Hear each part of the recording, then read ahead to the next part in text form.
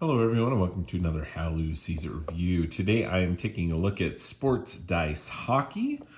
This is published by FunWiz, which is another like a sub company, I guess, of Foxmind Games. So we'll be taking a look at a few of their games over the next few videos. This is part of a series, the Sports Dice Hockey series of games, or the Sports Dice series of games. They have a few others, Sports Dice Football and Soccer and Baseball.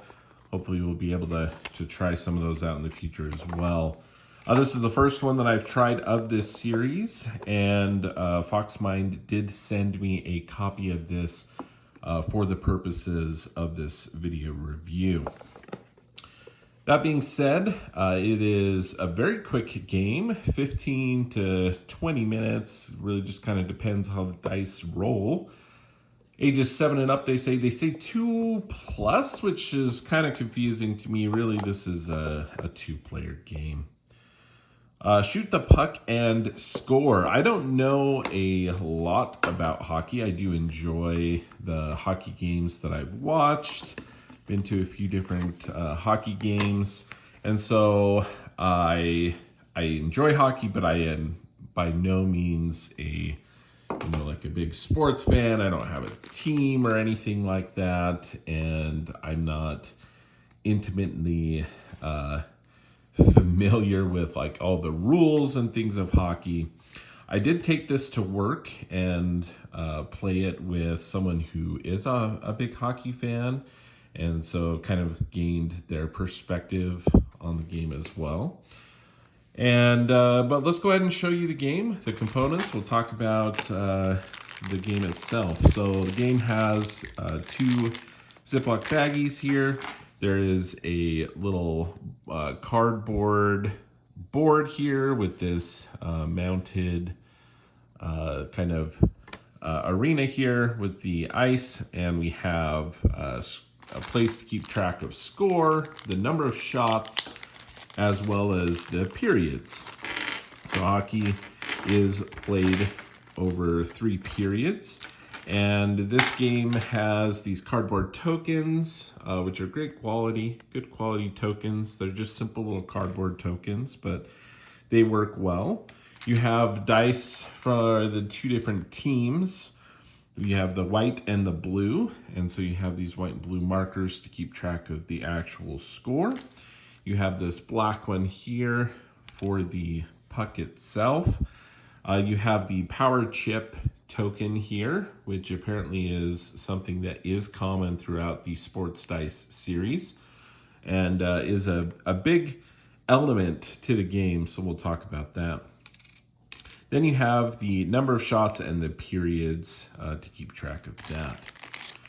Very easy setup. So as far as the game goes, it's very portable. You can see the size of this box. Something very easily that you can take with you. The game also did come with a little cardboard insert, which I promptly removed. Just seems easier to me without it. And then you're not having to deal with that. And as far as like rolling dice, someone can have the bottom, someone can have the lid as where to roll your dice into, which is a nice element. So, but very easy setup, right? Really, you're just pulling out the tokens to keep track of all the elements there. You have a player take the blue, you have the player take the white, and then this is the goaltender die, which is really just set to the side to begin with. Great dice. The components here are very nice. You have the color coded there, but it has, the kind of etched in there with the color. I think the dice are great quality as well.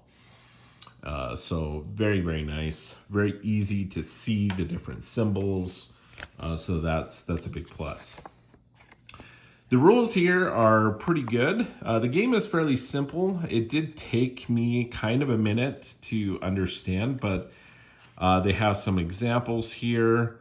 And I noticed a few other people who have posted reviews, and there were some things missed, right? They had messed up on a few of these different rules. And so going through that first game, making sure we had them all right was a big thing. There was a few things as far as the rules go that weren't specifically kind of talked about, which provided just a moment of confusion of how to handle it. So with the face-off, the puck starts here to begin the game.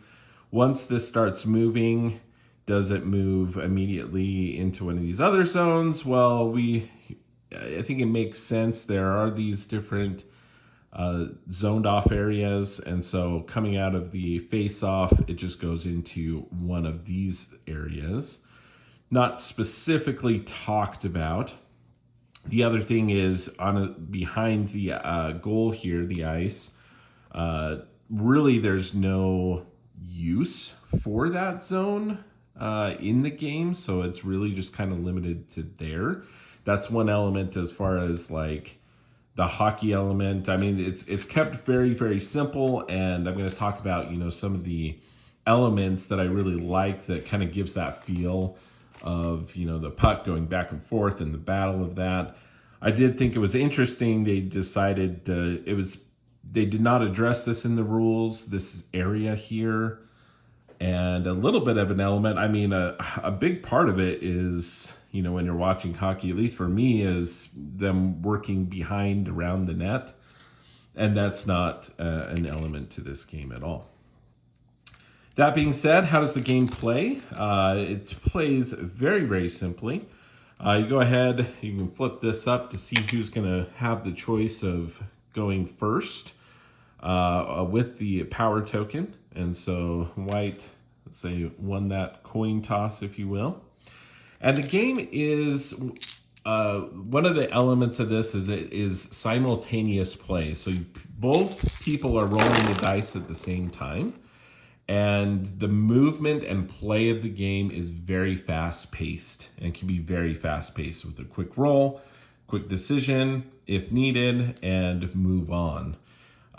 So we playing this during lunch, and it's one of those games that you can't really play and eat your lunch at the same time because both players are going at the same time. So that's a nice element. No one is just sitting around. It's all very quick paced and simultaneous. The game really plays with a quick roll of the dice and a count of the number of symbols that you have the most of, and comparing that to your opponent. Regardless of the symbol, we're really looking at how many. So this person, the white, rolled 5 hockey sticks, and the blue opponent had a max of 4 hockey stick symbols. So 5-4, white wins this little battle, if you will. And then you take the action of that majority item. So they had a majority of hockey sticks, so they're going to take that action. This action is simple. It's moving it forward 1 space or taking a shot on goal, which I'll talk about here in just a second. Then you would roll again. So here we have we have 3 versus 5. And so in this case, blue has it, and it goes back this way. Now that is one element to the game, is it can feel very much like you're just rolling a bunch of dice, rolling a bunch of dice, rolling a bunch of dice, back and forth, back and forth. Here we have 4, so they get to go again. But if you like rolling dice and you kind of like that element, it's very simple, right? Now, this is a good example of something that happens a few times, can happen a few times a game, is actually when you roll all 6 hockey sticks, that is an immediate goal. And this is a perfect example of when we were playing thematically felt a little interesting to us because, yes, it's exciting. You roll all of these. The white team automatically scores a goal. And whenever there's a shot on goal or a goal scored, you're going to then move your shot tracker up. Each game is basically going to consist of 15 shots, 5 shots per period. And then overtime in a shootout is described if needed. And so white would then be able to put on the scoreboard, and the puck goes to the middle, and we just continue on. We did talk about a house rule when I first played this. It feels a little odd thematically for a team to be on defense with the puck in their ice zone to automatically score a goal. So we talked about maybe making it a house rule that if you rolled all 6 and it was in your opponent's, you are on the offensive, it would be an immediate goal. But if you were on defensive, maybe it's not an immediate goal, but it's like it clears it. So either moving it like 3 or 4 spaces or something like that, where it's not an immediate goal, but it is a very dramatic shift of where the puck is on the ice. So I kind of like that as a house rule, but you can also, the basic rules is whenever you roll all 6 hockey sticks, that's an immediate goal. From there, as you will see, the hockey sticks seem to be coming up quite frequently. That is because the hockey sticks, if you look at one of these dice here, there are 3 hockey sticks on the die. There is this kind of saucer pass, is I believe what they call that one, the green here. We'll talk about what that does in a second. We have a check and a referee are the other 3 symbols. So you'll see that the hockey sticks come up more frequently, and I think that works well, with the game, and it makes it so these other symbols don't resolve as often, which they are more powerful type actions, and so it really kind of plays into that. But this is our first tie, and that's really where a lot of the strategy and your choices come into play with the game, right? As you can see, a lot of it is you roll the dice, whoever wins, but whatever you have the most of, that's what you do. So there's not a whole lot of choice there, right? But you are enjoying rolling the dice, moving the puck around, seeing what happens. Well, ties are really interesting, and this power chip has a very interesting element to it. Whenever you have a tie, then the player with the power chip is either going to spend it, giving it to their opponent to then have, and they are going to resolve their dice. Or they could hold on to it and be like, hey, they're just going to move it forward 1. Not a big deal. I want to hold on to this for maybe a bigger opportunity later on. And so then the blue player would win that tie by them holding on to it, right? And then they would roll again. So as you go along, you just compare the symbols that go into the areas, and the other choice, other than the power chip with ties, is really figuring out when to shoot at the goal, take a shot on goal, right? So in this case, we had another symbol come up, though, which I'll explain. So with this one here, you had a majority of 3, and it is actually the referee. With the referee symbol, if you have the most of those, and they're taking that, resolving that action, one of your opponent's dice gets taken and put in the penalty box. So now they're a die down. And I think this works really thematically well with the hockey and having kind of that power play with your opponent down. Now the whole game is having a majority of symbols compared to your opponent, and now you have a die up on them, right? You have more dice than they do. So then we continue going along, and now here's another interesting one. So we have 3 referees.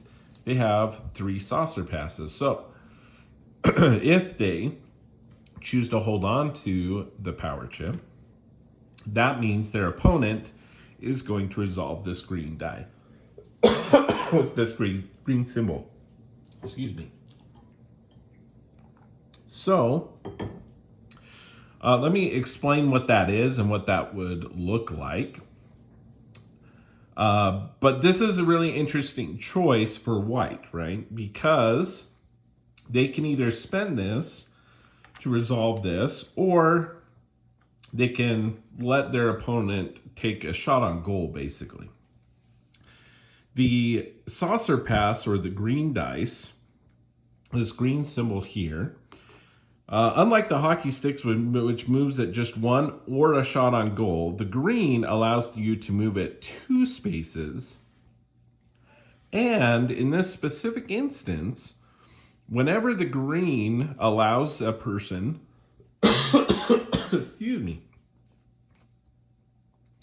allows a person to get to this final zone, get to the goal, basically, in this area, they can take an automatic shot on goal as well. So it's not an or here. They get moved up, they actually get to take a shot on goal as well, which blue is going to do in this case if white does not spend their token. And let's say that they don't, just in so that we can see how this resolves, right? Obviously, if I were white, I would go ahead and spend this token because I don't want them to have that. And not only that, but I would actually get to remove another one of their dice, making it easier for me to get that puck back down on their end and hopefully score, right?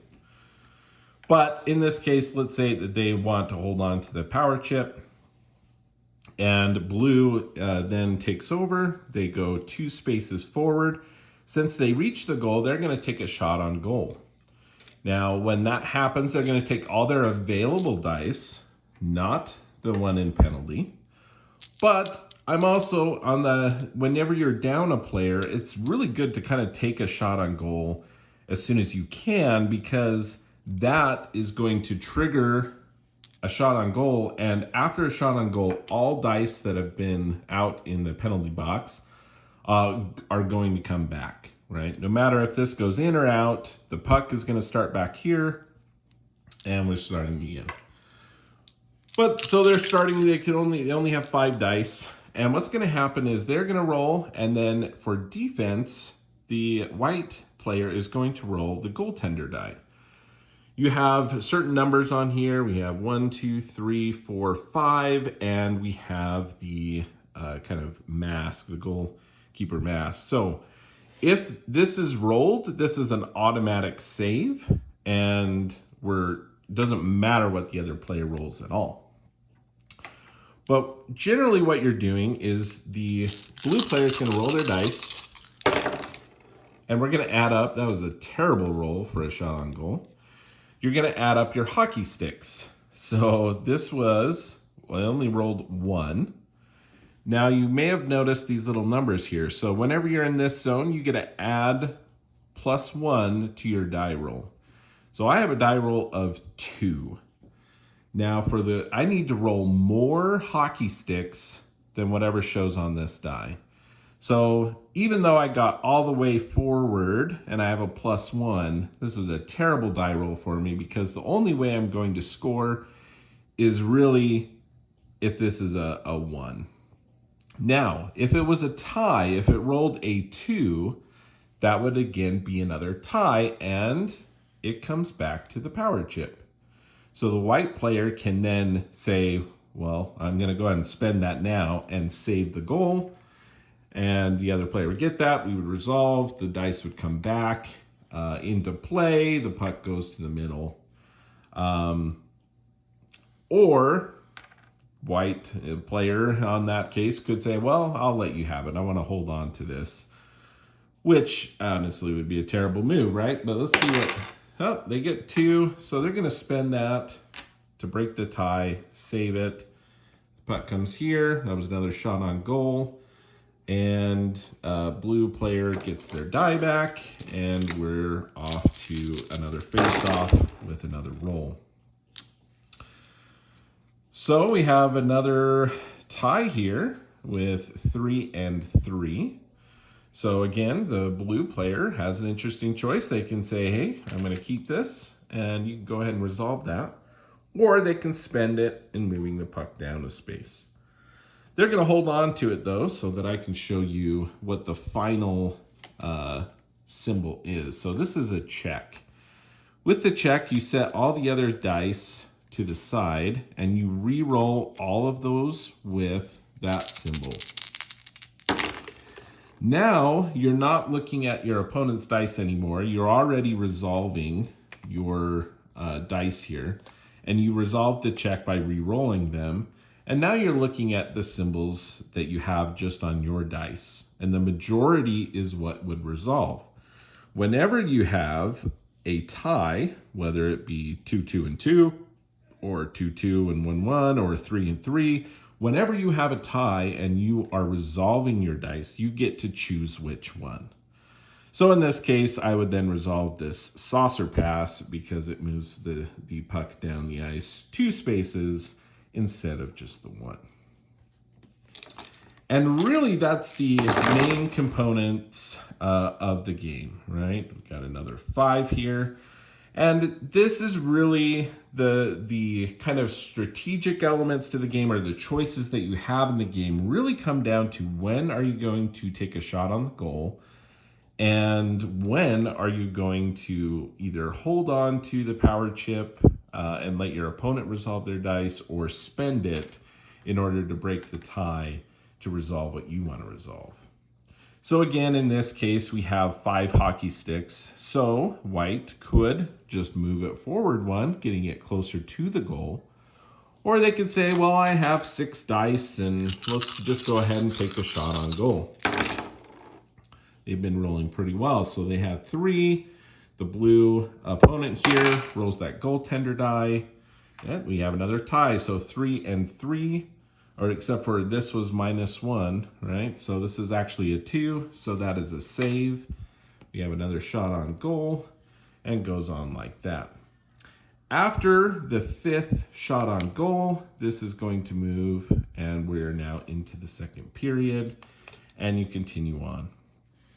The game has rules for the overtime. Once you enter into overtime, the game ends as soon as a player scores a goal. If no goal is scored after 5 shots, you're going to go into a shootout.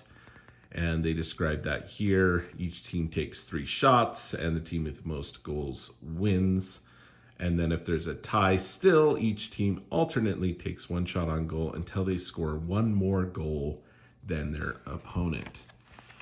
Which is very reflective of hockey rules to my understanding. So that is Sports Dice Hockey, and I really enjoyed it. I've had a lot of fun with it. Again, it is a lot of die rolling, and there can feel those elements of like, hey, we're just rolling this dice. This is back and forth, moving back and forth. Not a whole lot going on. But it's really fun when those other symbols come up and it's like, oh man, I really wish I had that power chip because I finally rolled, the 3 referees and really wanted, or 4, I rolled 4 referees. I really wish I had that power token, right? And in this case, blue is like, oh yeah, I'm definitely spending that. Even though it's only just moving forward 1, I'm keeping my opponent from getting rid of one of my dice until that next shot. And really, that's it. The puck moves nicely on this, so you don't have to pick it up or anything like that, right? It easily moves on the board. It's very portable. I think it's a very fun, just quick dice rolling game. I think the hockey theme is incorporated well into the game. And there's some interesting choices with that power chip and when to play that and when to take a shot on goal if you're going to try to get it down closer. But if you try to get it down closer, they may actually clear it before you have the opportunity to shoot. So yeah, it's a fun little game. Enjoyed that one, and that is how Lou sees it.